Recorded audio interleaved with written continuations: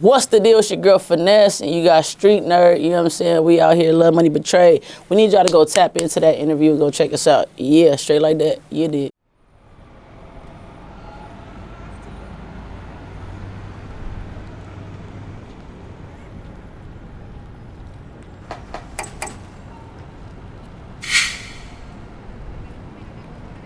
Five, 4, 3, 2, 1. And you know what it is. It's your boy Guess Who. You now tapped into Streetnerdz Radio, the #1 station in the streets right now. I got a special guest in the fucking building. Go ahead and introduce yourself. What's the deal? It's your girl Finesse. You know what I'm saying? Love Money Betrayed. I'm out here putting down. I got the clothing brand out here in Vegas, so you already know what it is. Man, that's what's up. So, before we jump into all that, let's get familiar with you, the person. All right. Where are you from and how did you grow up? All right, so originally I'm from Cali, you know what I'm saying? Cali raised, Vegas paid, you know what I'm saying? But I grew up on the east side with my grandmother, shit, till about like 12 years old. Then we moved to the west side over there off of Manchester, Vermont, which is known as, you know, Fire Super Hood, you know, whatever. But yeah, I grew up over there. That's where I learned how to hustle. So, yeah. What was it like growing up in California and in places where a lot of people may see like negative stuff about it all the time? I mean, shit, just to go back to childhood perspective, I think, shit, when I moved to where my mom was at, it was fun for me. Because, of course, when you at your granny house, we couldn't do shit, couldn't go nowhere.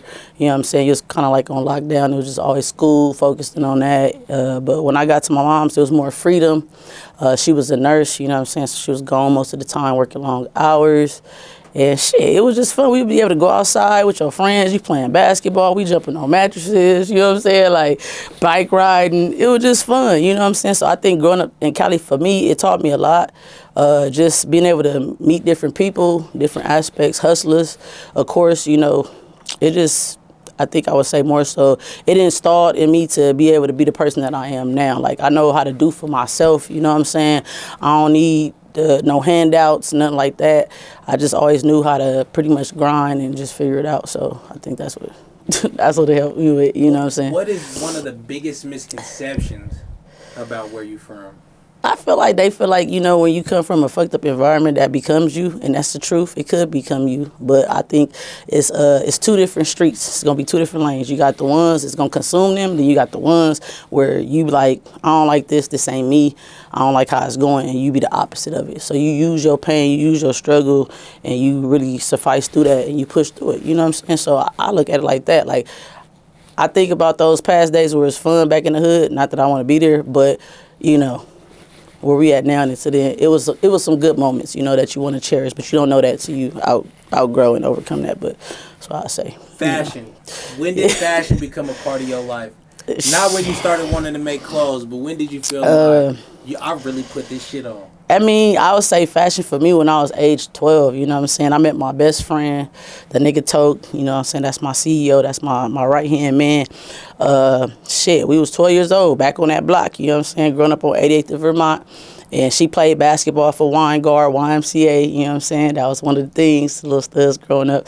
But, yeah, so we connected, you know? She was on her fashion shit. That nigga had all the hottest shoes, all that. I ain't gonna lie. My mom, you know what I'm saying, she gave me what I needed. She didn't give me what I wanted. So having a best friend like that, I would say she introduced me more so to fashion and dressing and shit like that, how to iron your clothes, all that type of shit. So it was really my best friend and just growing up. What would you say the state of the fashion is right now? Where do you see fashion is at right now? Right now, I mean, I ain't gonna lie, you know, I'm an old school nigga, so a lot of things have changed. I'm learning as it go, even though I do fashion. Like I said, more so it was my best friend that was doing it. I was more of the business person, putting everything in perspective. I would say fashion right now, it's crazy. Like they say, it's art. It's letting me see that it's really a self-expression type of thing, you know. You got the niggas wearing the crop tops, and then, you know, then they got the flare bottoms. I feel like I see fashion transitioning from where it was already at. Like everything that was old and in the past, people talk so about, oh, that's old. That's new thinking. Let's do this. Okay, I get that on the new thinking. But as far as anything that started everybody is going from where it started and they resurfacing old shit that already had been here. So when you see Flair, that's bell bottoms. You know what I'm saying? Like, this is shit that already done happened. Same with music or however. So because it takes somebody to put a foundation or to put something down for you to at least even see it or grasp it, or you could be the best imaginary person and come up with that idea yourself and you start it yourself. But a lot of what I'm seeing is things that have already happened and they're just reconstructing it and making it their own, which is no problem. What should we leave in 2023? What fashion trends do we need to leave in 2023?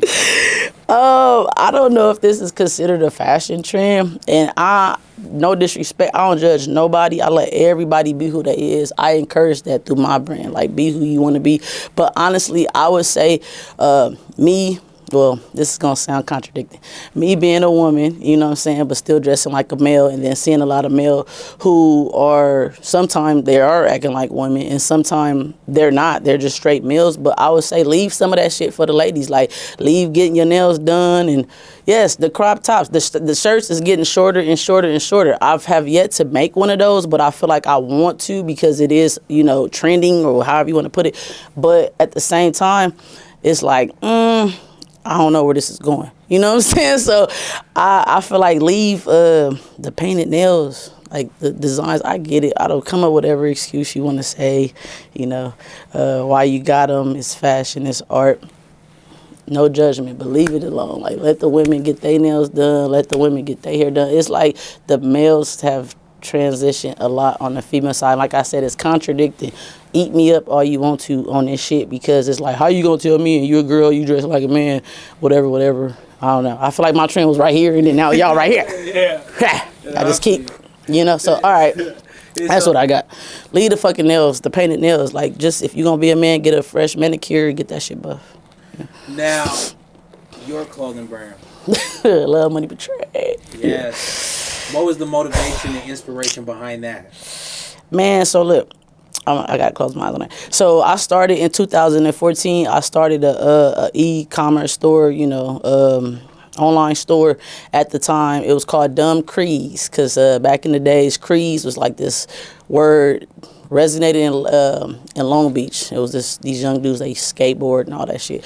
It was called Crees, and it meant creative, like just be who you are. So I took it and turned it to an acronym, which stands for Creative Reflection Everyone Envies. And then dumb, I just put dumb because that's like dumb, stupid, retarded. But anyways, I started with that, and I was finding other young entrepreneurs that were starting their clothing brand. I wanted to give them a platform. I think, like I said, it was more so a business drive for me. I like to help people, and I just like to showcase good things. Like, I was never no hater, so it's like, if your shit was dope, like, they need to know about that shit. Let's put it, you know, on a platform. So I started with that in 2014, and you know, it was shaky. I had times where I was consistent, and sometimes I stopped, you know what I'm saying, mostly due to financial matters, because you doing everything by yourself. And then I had a good friend who told me that, like, you should just do your own clothing brand. You should turn Dumb Crees into a clothing brand. But I'm like, I don't know if I want to turn that exactly into one. But it came to me one day, literally. I know I was on the shitter. I was taking the shit, and I drew this logo that I have. So I'm gonna say God put it in my head, because my middle name is Finesse. So it's say Finesse because originally when I started, I wanted it to be Finesse Apparel. I just wanted it to be connected to me. But of course, Finesse was taken when it came to trademarking, because everybody got Finesse. You got the shampoo Finesse. But this is really my real middle name. So I'm like, how y'all getting paid off of it? And I'm not getting paid. I want to get paid too. Right. So anyways, I did the logo, and I think for me, the money symbolized me as Finesse, because I like to get money. I'm a hustler. Then you got the eye, because that was like the evil eye. Like, my mama taught me about that, like just keeping negative energy away. And it was crying because at this point I'm hurt, you know what I'm saying. The heart is broken because I lost my mother, my sister, my father. I lost everybody, you know what I'm saying. My heart is broken. And then we got that bag, that money. Once again, it just keeps me chasing, like, I'm focused on the money. But yeah, so it came out of nowhere. I wanted to put in perspective. I tied it into me, because I just wanted it to be about self. Love yourself, be about self. Am I doing too much? Yeah, he said, you good. Like right. That. So, yeah, because don't nobody really know the meaning, so I appreciate it. So, look, I feel like with the heart being broken, eventually as the clothing line evolve, we going to close the heart because to me it's a healing process. My heart is broken. This is my heart that everybody wearing, but it's your heart too, because we got the same shit going on. You know what I'm saying? So that's how it started, and I figured as I go through these things and I go through these trials, tribulations, I done been betrayed, hurt by friends, you know what I'm saying, people that done did me over. I don't want to sit in that, but I sat in it, because you got to sit in it first, you know what I'm saying, then go through it. So once you get in tune with loving yourself, your money come effortlessly. So it's love, money, betrayal. Love is first, you know what I'm saying, but the money is last, even though we put the money first. I'm putting the money first. I love money, don't get me wrong. I'm chasing it, but then I'm like, who the fuck are you chasing when you get this money, even when you get it? Like, who are you chasing? Are you chasing you? Do you know what you're going to do with this money? So I always tell people, be in tune with yourself, love who you are, and your money come effortlessly. That shit going to come last, because you ain't got to chase it. Why the fuck are we chasing? We not chasers, we attractors. So you know what I'm saying, be in tune with my presence, my guidance, my gifts, my love, and anything that's going to be for me that's deserving, God going to give me that shit. So I ain't got to worry about anything, you know what I'm saying? So love, money, betrayal is very deep. It's a deep meaning, and I think that's what the world is based upon. Love, money, and the betrayal is the emotion. So that's the earth, that's the ground. That's what I got. Coming up with this, was it hard to be so vulnerable with it? Like, when you explain the meaning of it, it definitely resonates. You feel me? It's relatable. You feel me?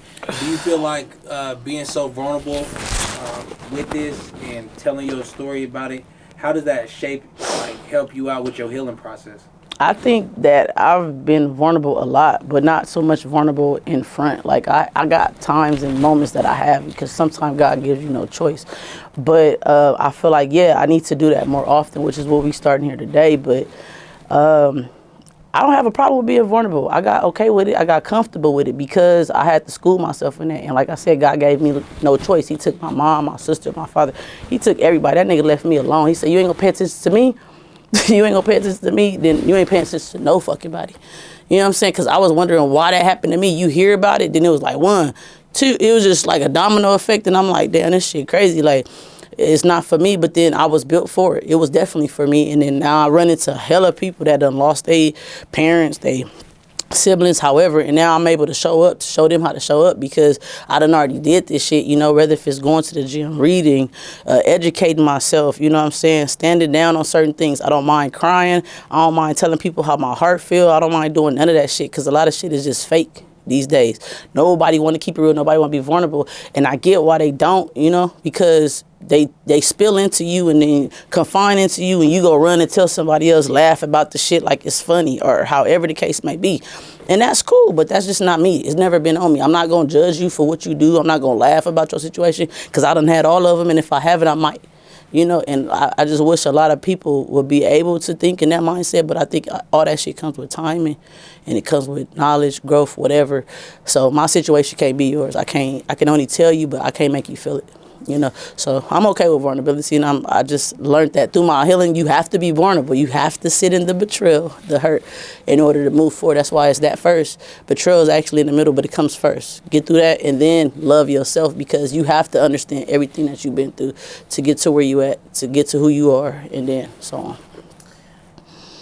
From the woman you are today, that there's either the young girl that you was, or a young lady that comes from your environment, who sees your path, don't want to be like you, but wants to follow in your path, what advice or wisdom or game would you give either your younger self or somebody who watching this interview and wants to take some of the gems that you dropping?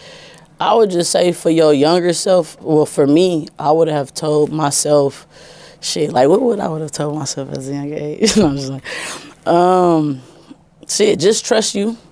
Yeah, I say trust you. As much as I thought that I did, a lot of moments it tested me where I had to, and I feel like sometimes if I had to think about it or have this conversation, I mean, I didn't.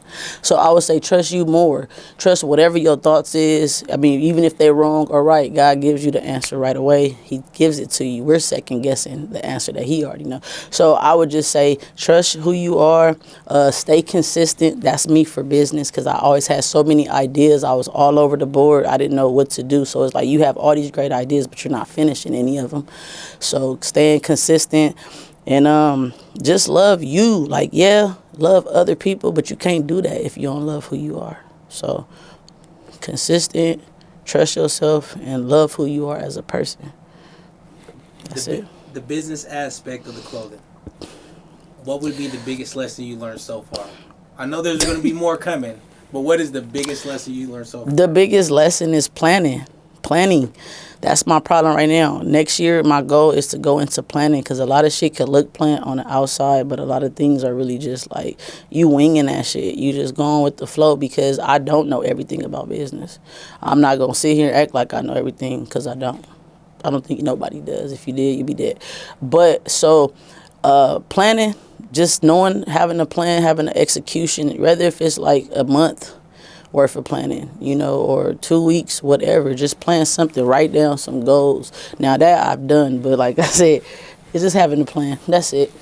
That's my main point. What's the culture like from Las Vegas and where you from? What would you say? Yeah, what would you say the biggest difference? Shit. I guess I'm gonna have to say like the environment, of course, and people. And Cali, like, yeah, Cali is what it is. Like right now, I feel like, I ain't gonna lie, I don't want to go back to Cali. I love Cali, but clearly I told you all the people I lost, so it's nothing there for me. But I love home, but it's not what it used to be, how it was. But I would say the culture, it's no togetherness. Yeah, you got your snakes and your patrol people in Cali, but yeah, you can go to Cali. You can pull up to your auntie house or your homegirl house, and we sitting out on the porch, and they shooting the breeze, and you can go pop your shit with them. Whereas Vegas, you know them niggas at work, so what time am I coming to your house?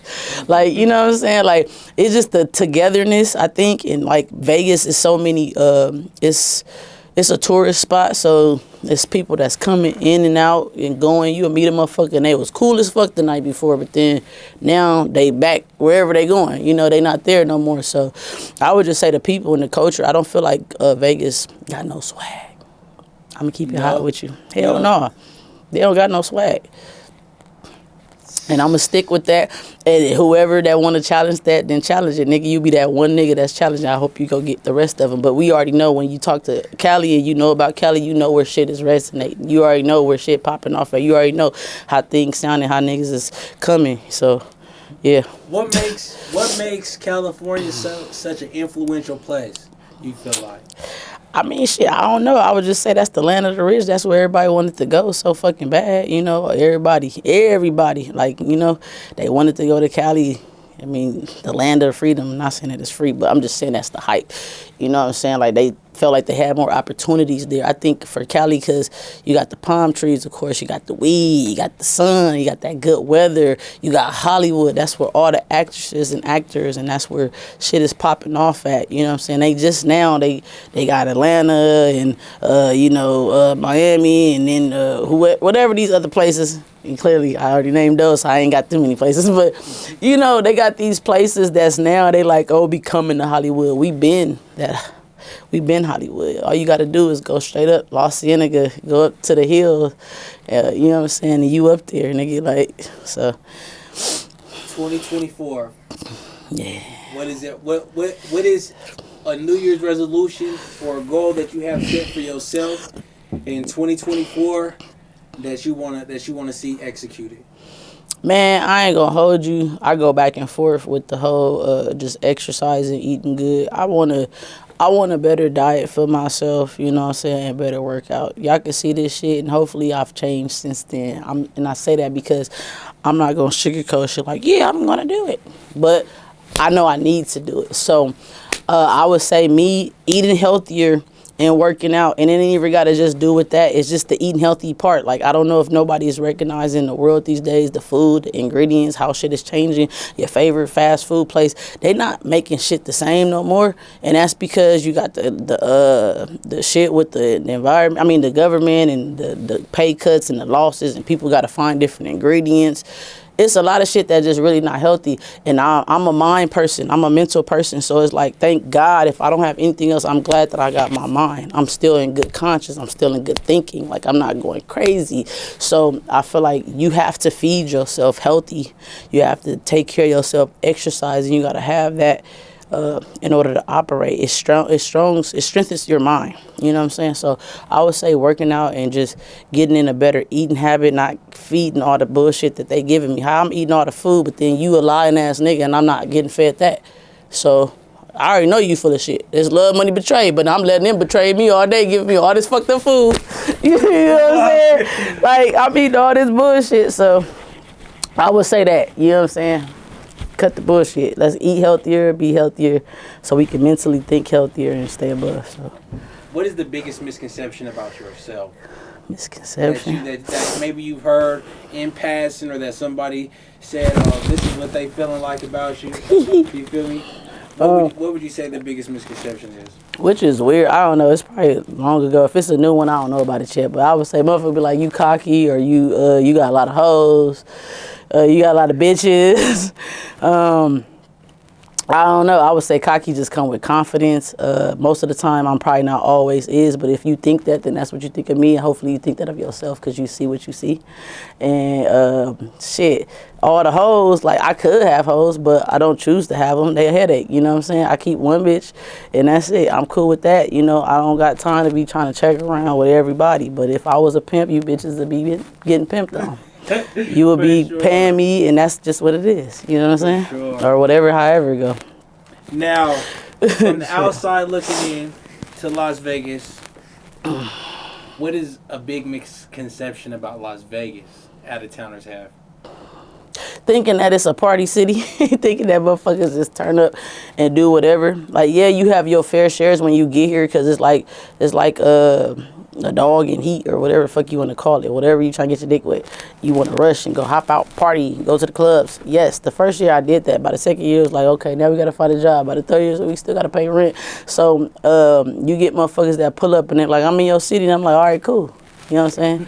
Like, I got to go to work.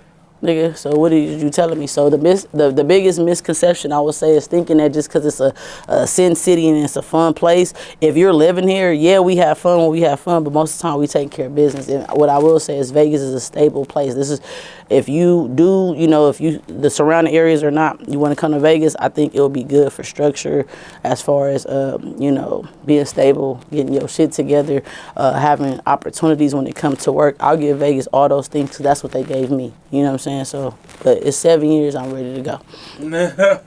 Where you want to go? I ain't gonna lie, I wanted to go to Atlanta. I'm thinking about Texas, but it's somewhere down south or to those natures. I just don't know. Atlanta been having a lot of shit going on too, but it's like you can't say who doing what or whatever, because everywhere you go, Vegas, they doing they shit too. Cali, they doing they shit too. Everybody got somewhere. It's just finding where that's at. And it's crazy because I did a little Instagram little shit that they've been reposting saying, get to know me. And it says favorite place. I put still trying to figure that out. So I'm going to leave you with, I'm still trying to figure that out. I'm supposed to go to Texas, but who knows what might happen if I'm not just there yet, because I'm just trying to find that happy place and that home, I guess, you know what I'm saying? So, where can they find you and find the clothing? You can find me finesse_the_bag. That's DA, like the_ finesse the bag. You know what I'm saying? That's me. And then where you can find the clothes is going to be at Love Money Betrayed. That's all the way through. And shit, that's pretty much it. Just put that in anywhere. However, you know, YouTube, Twitter, you know what I'm saying? Whatever links that y'all use, you know what I'm saying? I'm always on Facebook. I would say at Love Money Betrayed and finesse_the bag. Who is Finesse? Who is Finesse? I would say a loving, caring individual. Sometimes I care too much. Potentially in love with people's potential, but sometimes I gotta realize it's my potential that I'm in love with. But I hope it's yours too. A money go-getting person. I'll put that forth because, you know, I had to go to Narcotics Anonymous because, you know, you could be addicted to money too. So a money, a go-getter, a loving person, a good-spirited person, someone that likes to help people prevail, want to see them prevail. And I'm just hoping one day we can all get back to love. I don't know how accurate that would be, but I want to get back to love where people could just be genuine and you just feel good. Like, I'm going to hug you when I leave, and I'm like, oh, shit, I feel good. You know what I'm saying? So that's who I am, you know, and I like to get money. That's it. Money and love. Fuck Final the betrayal. words. Final words. Something that you Jerry Springer. Who talk to the people who watching. They want to hear what you got to say. before we wrap this up?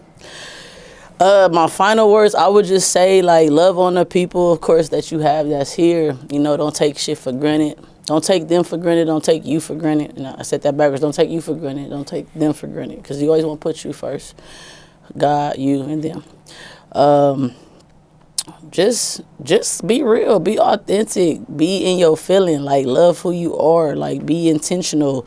Don't feel like you gotta switch up nothing or change nothing because of the situation. Like, if you feel that way, then something not right about it. You know what I'm saying? Just go into that shit and just be you. That's it. Man, I appreciate y'all for watching. I appreciate you. I appreciate you. I'm gonna give you your flowers because, like I said, when I first got here, I felt the energy and I felt the love. I appreciate love the that. clothing. Thank I you. love the hustle first. You Thank feel me? So I want to give you your flowers before you know what I'm saying, because a lot of people don't get those. Man, I don't. We gonna I come back in appreciate the you. summer. Before the summer starts, We gonna get the flowers. We gonna talk the shit. You feel what I'm saying? We gonna talk about what's been going on and what the summer holds for you. Make sure y'all who's watching, make sure you like, share, subscribe, tell a friend and tell a friend. If you got anything or any parts of this, drop your favorite part in the comments right now. Gotta hit him with the heart. You know what I'm talking about? You feel me? Yeah, and all that.